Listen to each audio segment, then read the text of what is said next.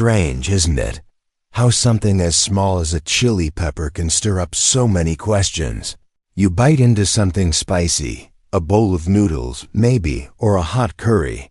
Your mouth burns, your skin sweats, and somewhere in the back of your mind, a quiet fear flickers. Is this dangerous? Can eating this much chili trigger a stroke? You wouldn't be the first to ask that question. I've heard it countless times, in clinics, in conversations, even whispered over hospital beds. Not because people are being dramatic, but because somewhere, deep down, they've noticed something their body isn't saying out loud. That flush in the face, that pounding in the ears, the way your heart races when the heat kicks in. It feels like something's happening beneath the surface, and maybe it is, but not in the way most people think. You see, stroke, the real kind, doesn't come screaming down the tracks. It tiptoes in quietly. It builds, silently, over years of small choices, a little too much salt, a little too little sleep. Stress that hums in the background like an old fridge, always there, always buzzing, and then one day, when the body can't keep buffering it all, something breaks. Now, people ask about spicy food because the reaction is immediate. You feel something right away, the burn, the sweat, the racing pulse. It's tangible, but most real danger doesn't feel that loud at all. That's the irony of health. The truly risky things often don't come with a warning. You can go years with blood pressure that's just a little too high, barely enough to notice, until one day it's not a little anymore. And that brings me back to the spice. No, spicy food by itself doesn't cause a stroke. But for some people, it may be the match on a dry forest floor. Not the fire, just the spark that shows you how dry things already are. I had a patient once, a man in his early 50s, strong build, loud laugh, worked in construction most of his life. He came in one day after a dizzy spell during lunch. Said he was eating something spicy, felt his heart racing, then suddenly couldn't speak clearly for a few minutes. The chili wasn't the problem. It was what the chili revealed. His blood pressure was sky high. He hadn't seen a doctor in over a decade. Said he always felt fine, except for the occasional headaches, which he blamed on dehydration or working in the sun. That's the kind of story I've seen too many times. People mistaking the body's quiet warnings for something else, or ignoring them completely because, well, life doesn't slow down just because your body's asking it to. You wake up, make your usual coffee, skip breakfast, rush to work, maybe grab something salty, something spicy, just to wake yourself up, but no one thinks twice about their arteries or what's happening behind the scenes in those blood vessels. The silent narrowing, the quiet stiffness, the slow rise in pressure, until one day they do. That's the part people don't talk about. Not because it's a secret, but because most don't know it's even happening. You can look healthy, feel energetic, eat well enough, and still be walking closer to a stroke each day. Not from the spice, but from what the spice reflects. A body already on edge, a system holding on by threads, and a life too busy to notice when the threads begin to fray, like a dam that holds strong for years, until one more drop of pressure finds the weak spot, and then it's too late to patch the crack. I'm not saying this to scare you. I'm saying it because too many people wait until the collapse to start listening. They blame the last thing they ate, the last thing they did, but the truth is, the body has been whispering for a long, long time. You just have to learn how to hear it, and sometimes that starts with something as small as a chili pepper. There's something fascinating about how the body reacts to heat, not just the kind that comes from outside, the sun, a hot shower, or a humid day, but the kind you invite in willingly, that slow, creeping fire from a plate of spicy food. The kind that makes your lips tingle, your nose run, your whole face flush like it's waking up from sleep. That feeling, that sudden heat, it's not just in your imagination. It's your body responding to a chemical, capsaicin, the very thing that gives chili peppers their kick. Capsaicin doesn't actually burn you. It tricks your nerves into thinking they're being burned. It binds to receptors, the same ones that sense physical heat, and in response, your body cools itself. Your blood vessels widen. Your heart rate rises slightly. You sweat, your face flushes, your pulse quickens just a bit. It's a clever illusion. But for some bodies, it's not always harmless, especially not when the system beneath is already strained. Imagine a balloon, not new, not fresh, but stretched thin from years of being filled. Over and over, you add one more puff of air, just a little. It doesn't seem like much, but it's enough. Enough to show where the tension has built.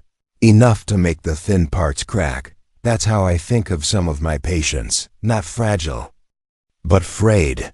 Men and women who have been holding stress in their shoulders for decades, living with undiagnosed high blood pressure, sleeping 4, maybe 5 hours a night, eating fast because they don't have time to sit down and taste, and then they eat something spicy, and everything comes rushing up, the heat, the thudding heart, the faintness. It's not the pepper's fault, it's the system's way of waving a red flag. Because here's the truth most people don't want to hear. If a single plate of spicy food makes you feel dizzy, or flushed, or short of breath, that's not a food issue. That's a circulatory issue. It's your body struggling to regulate blood flow, to manage sudden shifts, to adapt to something it used to handle with ease. I had a woman once, early 60s. Teacher, well-spoken, always polite. She came to see me after having what she called a spicy reaction. She had eaten something hot and felt lightheaded. She said she thought maybe she was too old for spicy now. But when we looked deeper, her blood pressure was climbing in the afternoons. Her arteries showed early signs of stiffness. She wasn't too old for spice. She was overdue for a warning.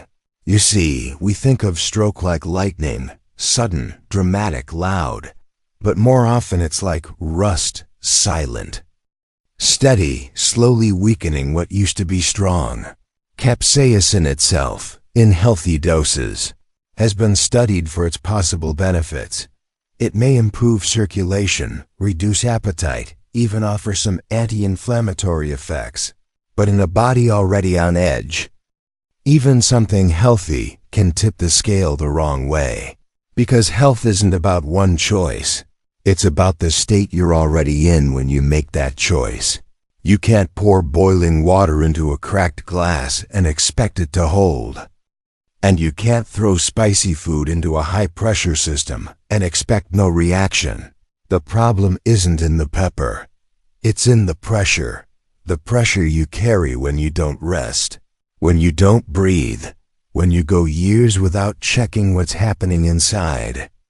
There are people who eat spicy food every day and feel fine, and others who take a few bites and feel their heart pounding in their ears.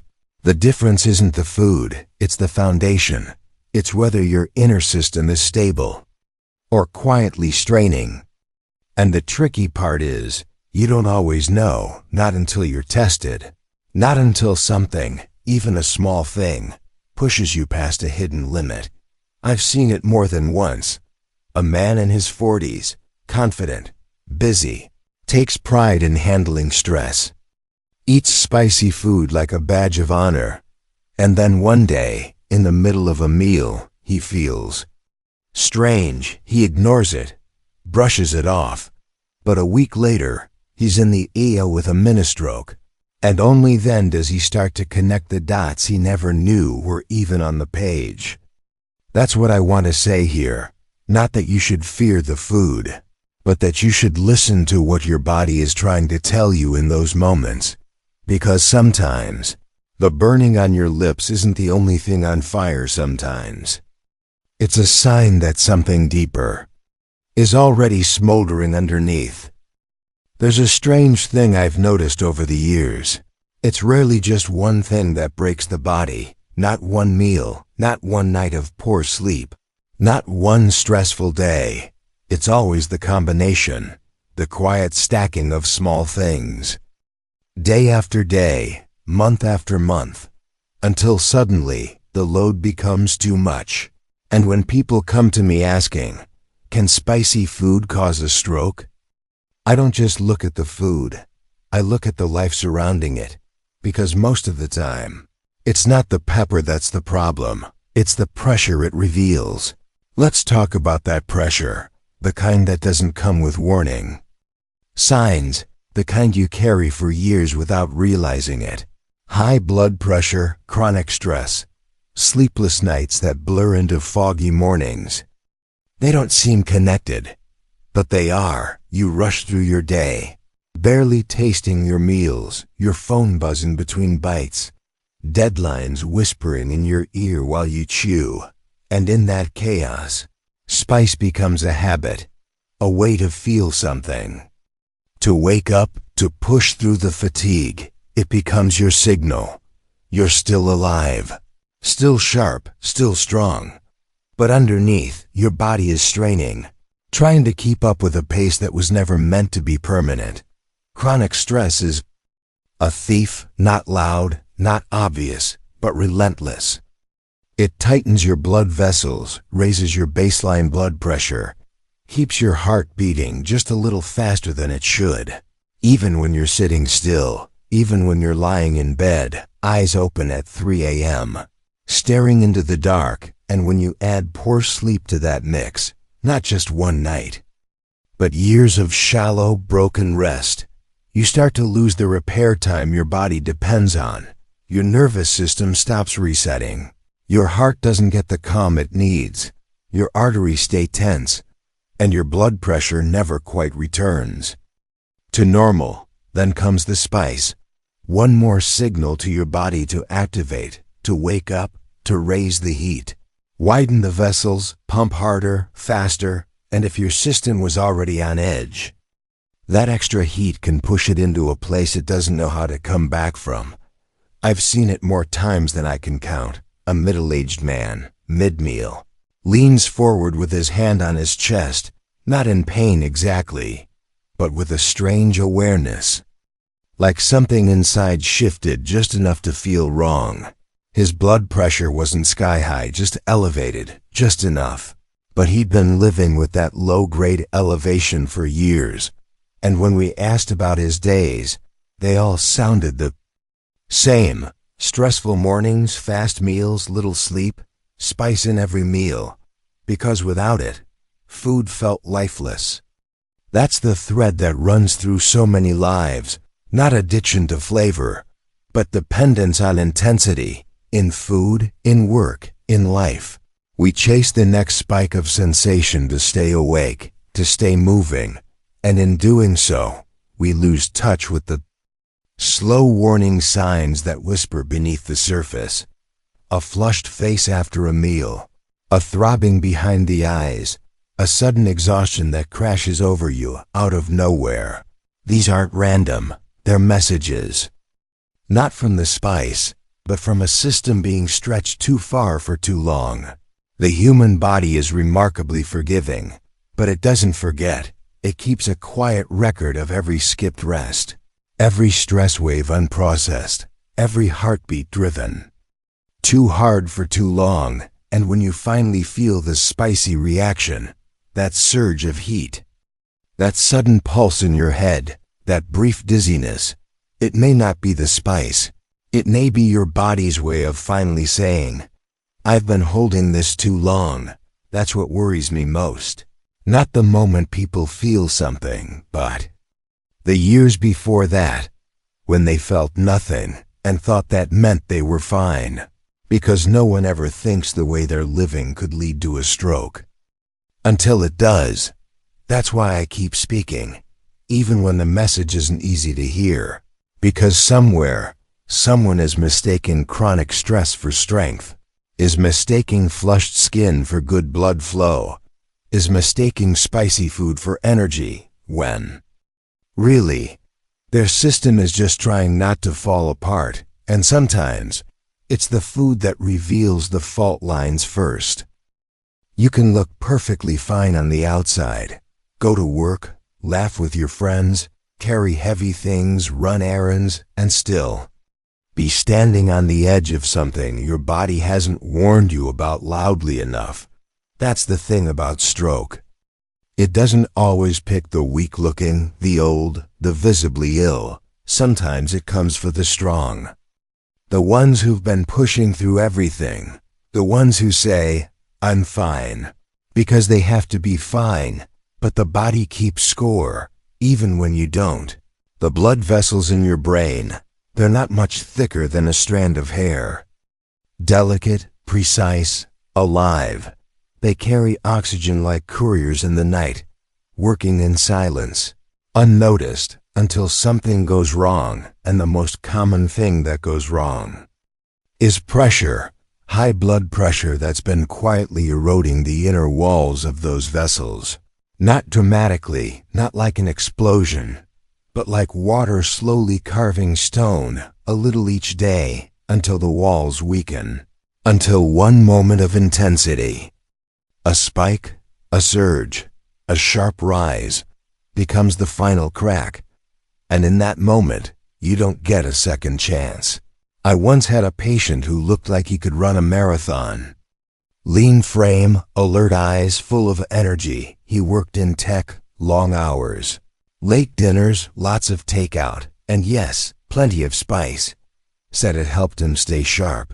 But one night, after a particularly spicy meal, he stood up from the couch and collapsed. No warning, no pain, just a sudden silence in his body.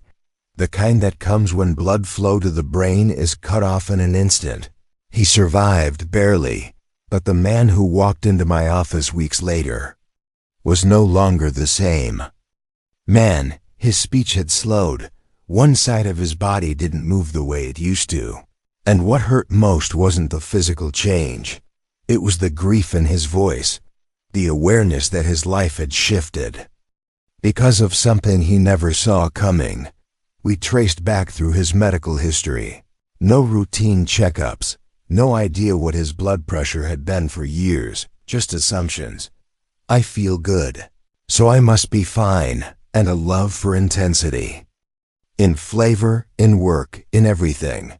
But that's how it happens, not all at once, but gradually, until the body meets a moment it can't adjust to, a hot meal that raises heart rate, tight blood vessels that can't adapt, and a brain vessel that's been weakened just enough to fail. It's important to say this clearly. Spicy food doesn't cause stroke, not directly.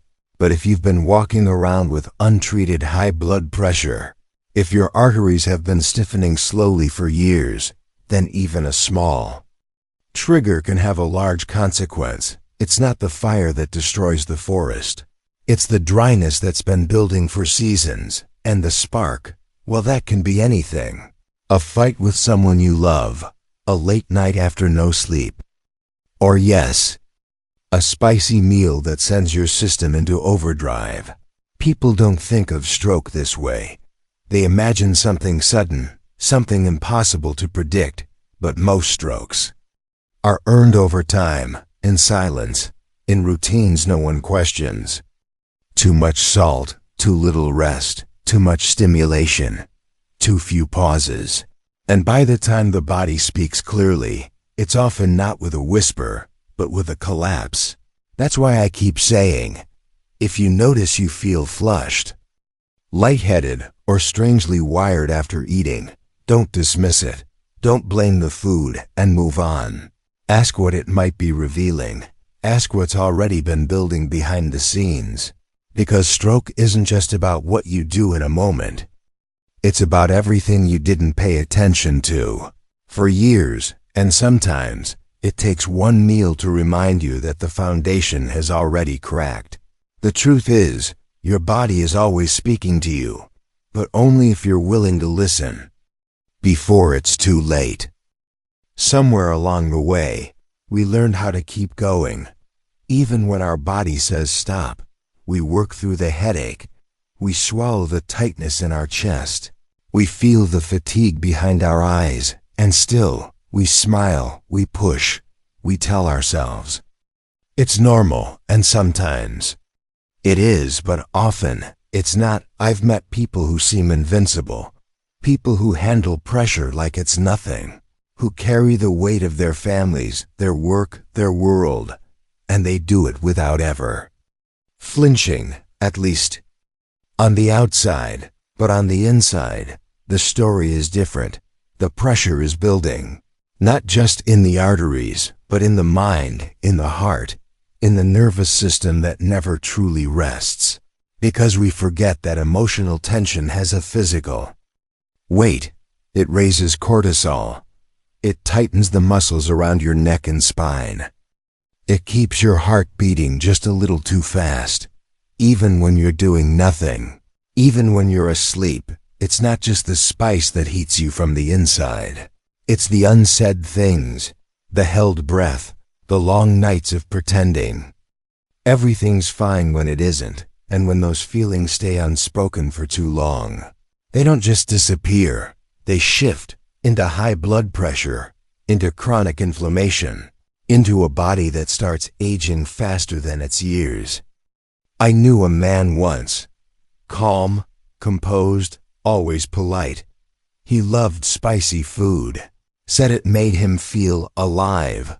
But what he didn't say, not at first, was how exhausted he felt most nights. How often he woke up with his heart racing. How often his hands would tremble for no reason he could name. When we finally ran tests, his blood pressure was in stroke territory. And he didn't even know. He wasn't lazy, he wasn't careless. He was just numb to the signals his body had been trying to send him for years. That's the cost of endurance. In a world that rewards pushing through, we lose the ability to hear ourselves. We mistake resilience for silence, and we think if no one else sees the crack, it must not be real. But health doesn't work that way. The body keeps count. Even when the mind chooses to forget, you wake up. Feel that strange tightness in your chest. You drink some coffee, you move on. You feel lightheaded after a meal. Blame it on heat, on stress, on anything except what it might actually be, and in doing that, in explaining it all away, you miss the moment your body was trying to speak. That's the quiet tragedy. Not the stroke itself, but the years of unheard warnings before it. The missed chances to pause, to breathe, to check in. Because most people don't suddenly fall, they slowly wear down, from the inside out. And when they finally break, it looks like a surprise. But it never is, so no, eating spicy food doesn't cause a stroke. But it might uncover the state you've been living in without realizing.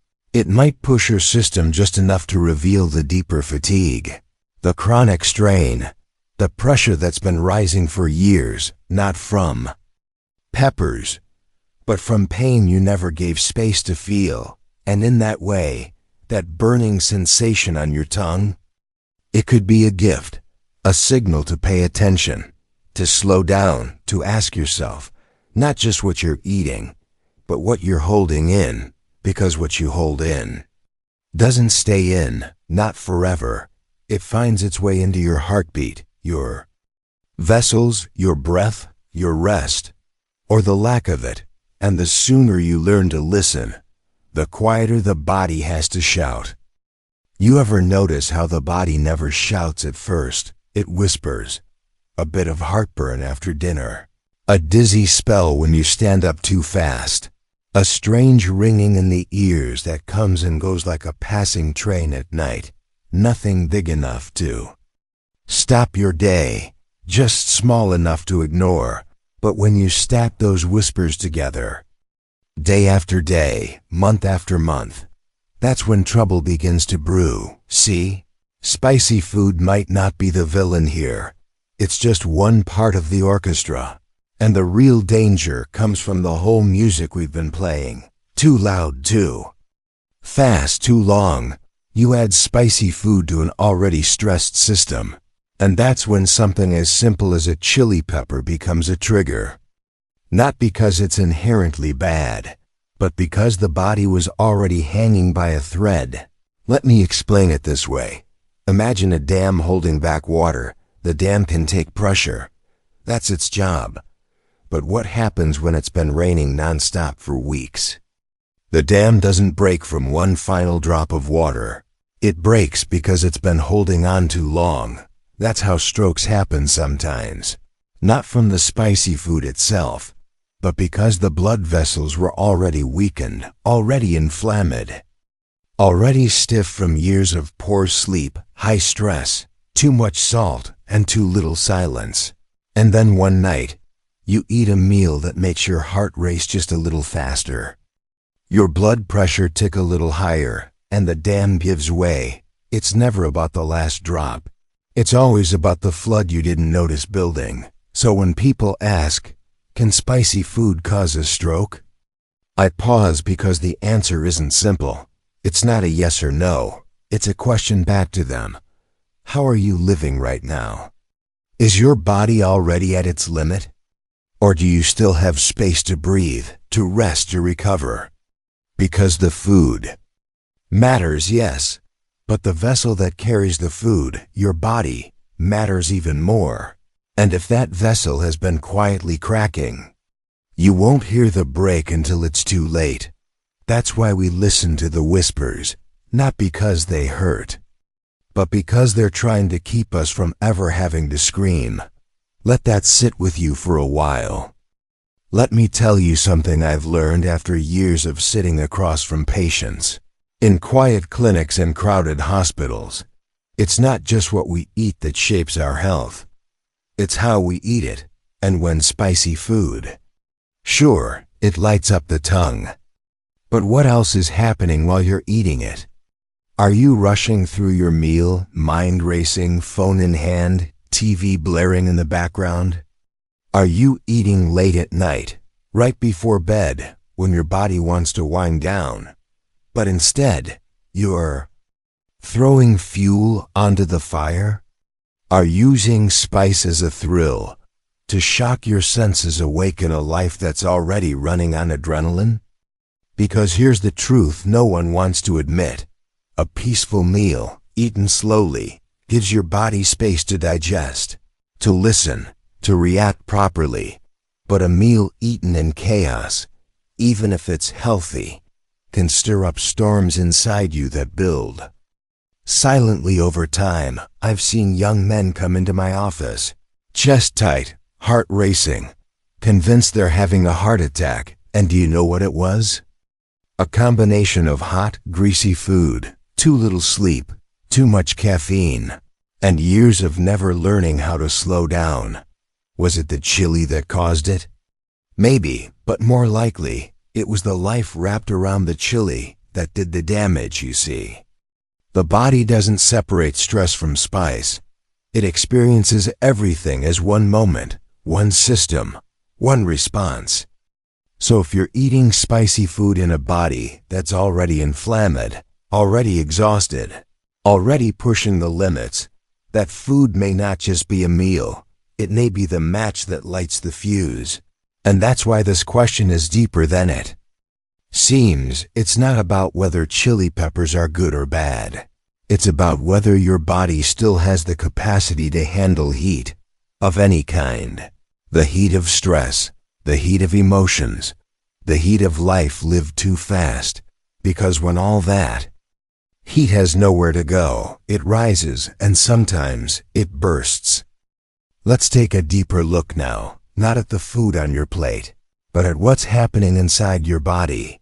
Especially when inflammation is already smoldering under the surface, you may not feel it, but many of us carry a low, quiet fire within. It doesn't scream, it simmers. In our blood vessels, in our gut, in our brain. Doctors call it chronic inflammation. And it's one of the most underestimated threats to our health today, because it rarely makes a scene until it's too late. And here's where things get interesting. Spicy food, particularly chili peppers, contains capsaicin. It's the very compound that gives chili its burn, and oddly enough, capsaicin can have both healing and harmful effects, depending on where your body already stands. Some studies suggest it may reduce inflammation in small controlled doses, improve metabolism, even support blood vessel function.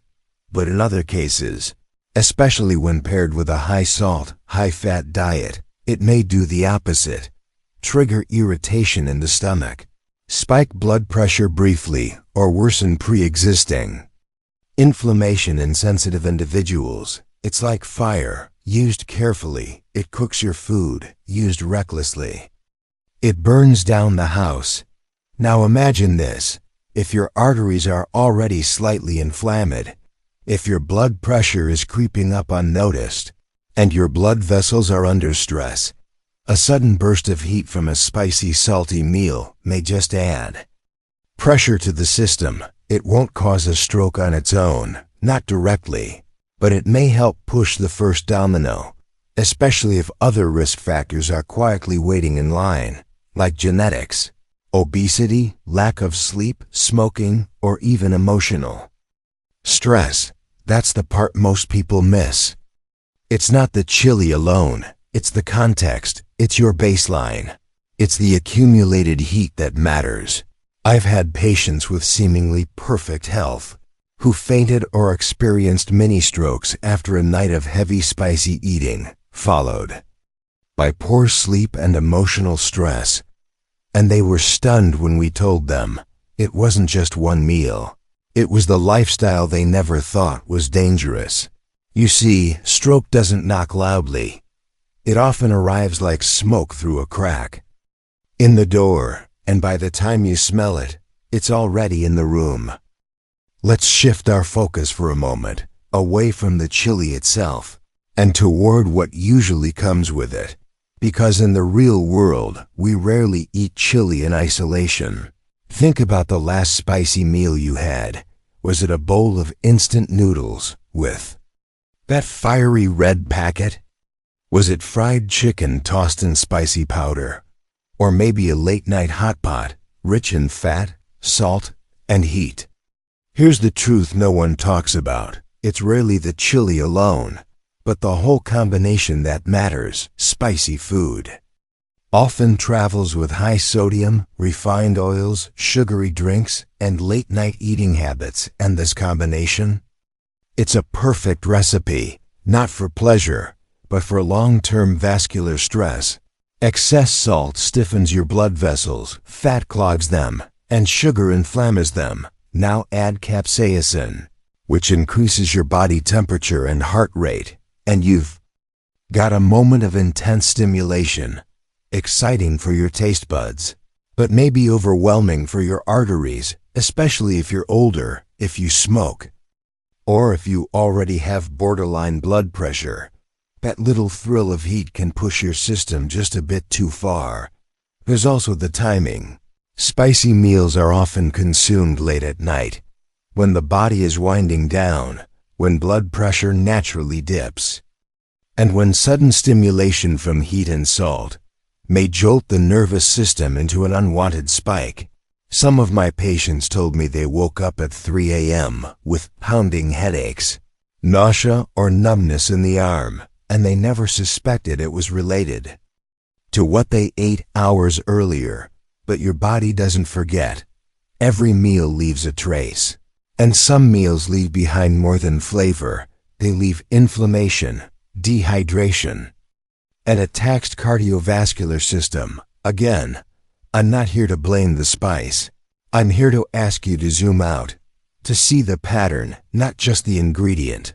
Spicy food is part of culture, joy, identity. But if it's riding in on a vehicle of junk food consumed too often, too late, or in too much quantity, then over time, it may quietly nudge your body toward danger.